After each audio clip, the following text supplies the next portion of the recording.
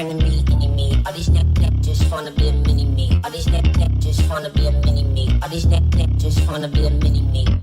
Frenemy, enemy. All these neck just wanna be a mini me. All these neck just wanna be a mini me. All these neck just wanna be a mini me. Frenemy, enemy. All these neck just wanna be a mini me.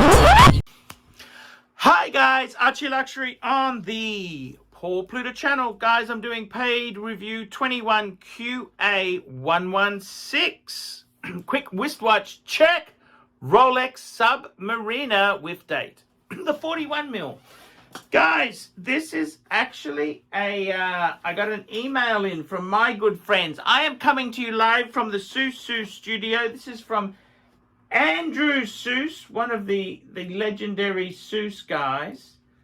And I've got to tell you, Seuss Studio, that's correct there, Seuss Studio. Yes, I got to say to you, he sent me a article, and it's a little bit on the scary side there. It is actually quite scary. This was an article, and it's from Bremont. This is regarding the Bremont dealer in Melbourne. That's correct. This was the Melbourne Bremont dealer. And what it basically says is, luxury watchmaker Bremont closes St. Collins Lane Boutique. Collins Street. Oh, Collins, okay, whatever they call it. The local arm of high-end British watchmaker has collapsed, with some customers losing lay-by payments on watches they'll never collect. The local arm of the British watchmaker Bremont has collapsed, closing its boutique in Melbourne St. Collins Lane Arcade in a fresh blow for the luxury shopping destination. The collapse of Bremont could result in a fire sale of more than 1.2 million in stock.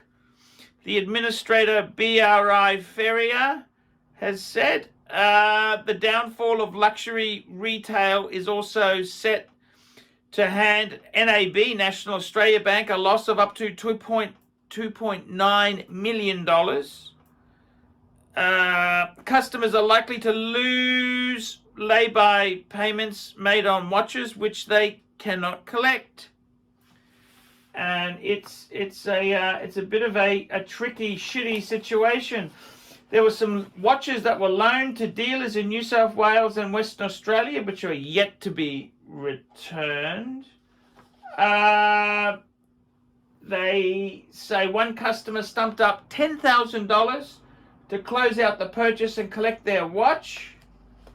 The report notes that 3 items of stock were held for lay-by customers at the time the Australian operation called in administrators. Okay, so one of the customers stumped up 10 grand and got the watch. The other 2 customers declined to pay the outstanding balance and may be entitled to submit claims against the company with respect to their lay-by payments. One of the customers has submitted a claim for $1,000, while the report does not disclose what the other customer is owed. So it's a I gotta tell you, it's a pretty tricky, pretty nasty situation. And I've gotta tell you, how do I feel about this? Well, I've always had problems looking at the value proposition of Bremont. I've kind of thought,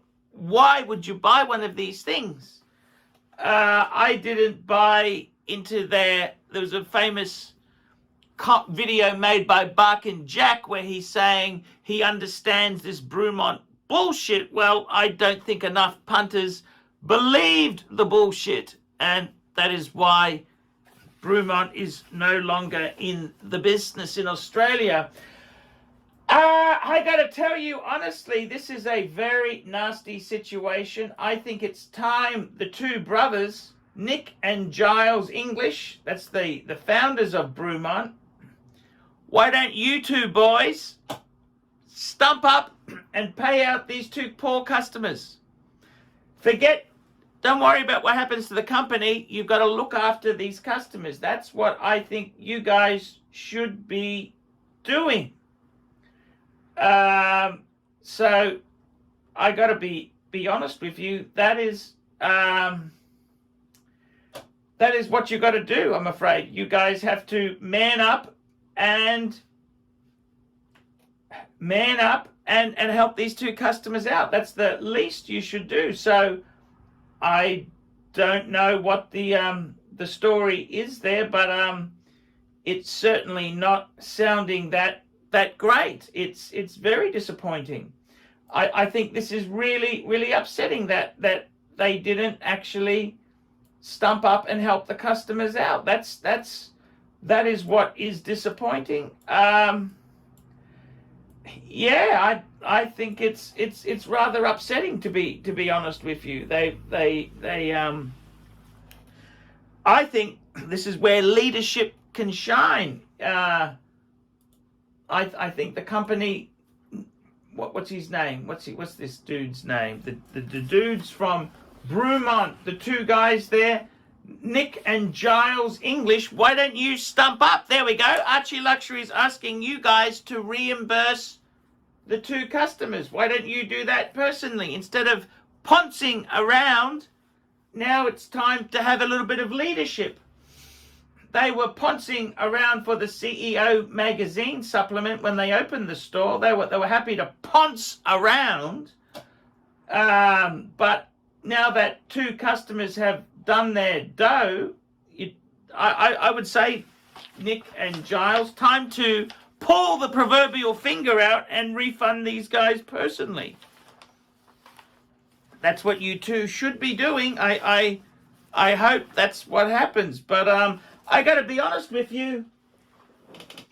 I don't think it's a reflection of the watch market in Australia. I think Bremont is a very hard sell.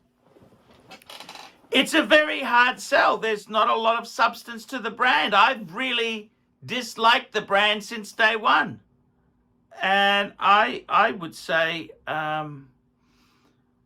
think it's I'm not surprised you guys have gone out of the business and in Melbourne there. It's kind of I got to be honest with you, had a great shop fit out. I've actually seen that shop. I've been in there. I remember you had the ejector seat there. It looks really, the shop fit out was beautiful. But the brand is soft. It's a very, very soft brand. It's a hard sell.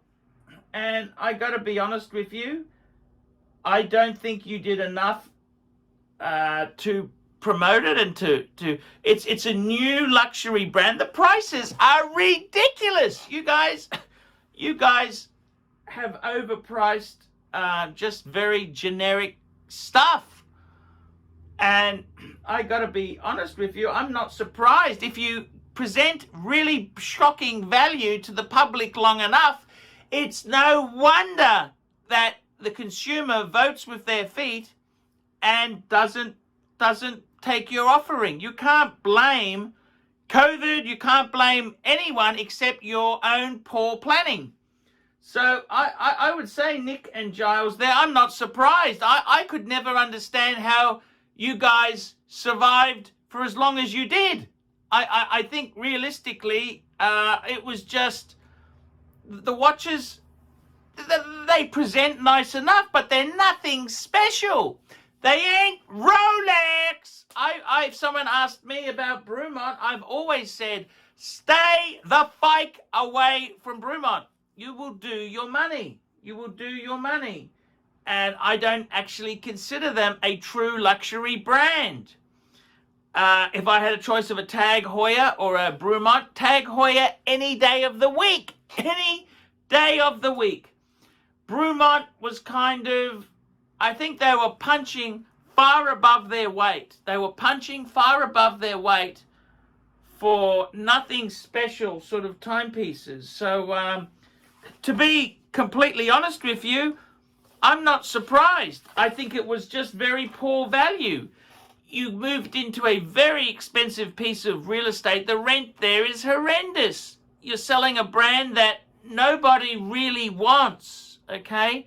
Nobody really wants. And that's the big problem. It's like a lot of these, you know, I think you boys there, you think being the upper crust English guys that you are, you think you can just, we'll go to the colonies and we'll set up a shop and they will buy our bullshit. Well, no, the locals, they want Rolex. They want Rolex. They want established brands. Bremont, I don't think is, I would never recommend a Bremont. I would always talk someone out of it. I think the value proposition is poor. Very poor. And I gotta tell you, I hope you boys, Nick and Giles English there, I hope you two boys reimburse those two punters. I would like to hear what happens, because I gotta tell you, I think you boys there pouncing around, I'm not surprised. I'm surprised you lasted as long as you did, because the brand has no core value. No core value. I would never recommend that brand in the least. I would never recommend it. So I got to be honest with you. You guys act all surprised and, we're going out of business, COVID. No, it was shocking value. It was absolutely shocking value. What do you expect, boys? Yeah, so I got to say, good riddance to bad rubbish. That's all I can say. And I make it an appeal to Nick and Giles English. Why don't you guys man up and refund those customers who've lost their deposits? That's what I would do. Do that instead of poncing around for CEO magazine and just refund those guys. Okay, guys, that's the video for today. I'm not surprised they went guts up. Not surprised at all. Beautiful shop fit out, beautiful store, but the brand is poor, absolutely poor. They've kind of modeled themselves like a cheaper IWC.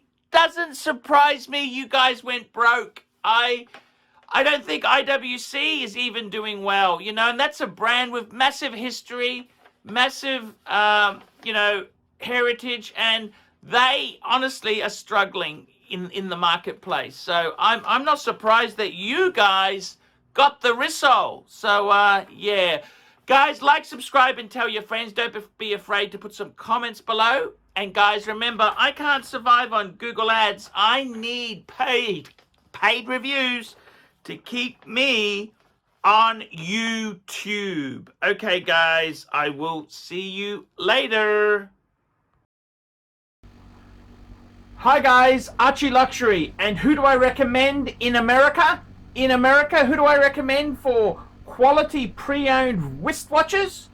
David SW, David SW, David SW. Go to davidsw.com. He is the best, the greatest pre-owned dealer in all of the United States of America.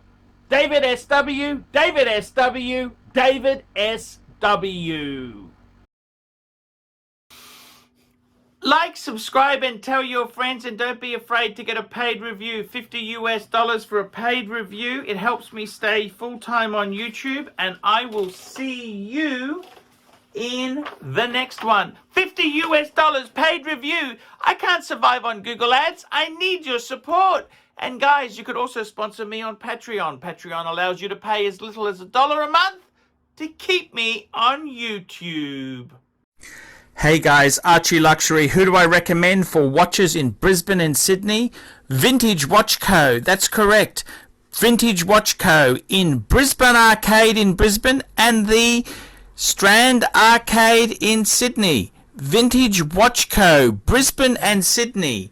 Ronnie, I've known him since the late 90s. Ronnie is a top bloke. Luke is a great guy. Vintage Watch Co. That is who I recommend in Australia. Check out Vintage Watch Co. and the guys' amazing range of watches. They also do service and repairs. Vintage Watch Co. That is where the pontiff goes. You know, some of my paddocks came from Vintage Watch Co. That's right, guys. Vintage Watch Co.